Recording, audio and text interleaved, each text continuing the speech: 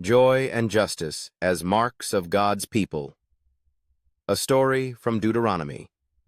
The sound of celebration echoed through the camp, but it did not drown out the call for justice. In Deuteronomy, Moses showed Israel that joy and justice were never meant to compete. They were meant to walk together as the clear marks of God's people. At the festivals, God commanded them to rejoice, families, Levites, strangers, orphans, and widows all together. Joy was not private or selective. It was shared. Laughter at the table was itself an act of obedience. But Moses also reminded them that joy without justice was hollow. Imagine a feast where everyone eats except the poor. God rejected that kind of celebration. True joy made room for fairness. It opened hands to the needy and protected the vulnerable.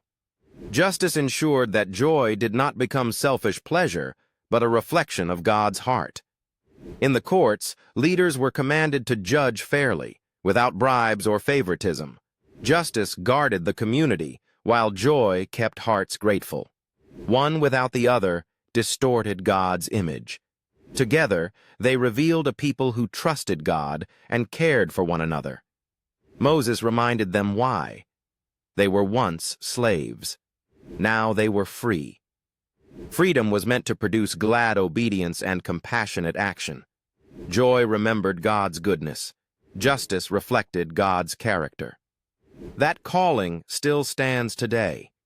God's people are known not only by their praise, but by their fairness. Not only by their songs, but by their care for others. If this story inspired your faith and deepened your understanding of Scripture, subscribe.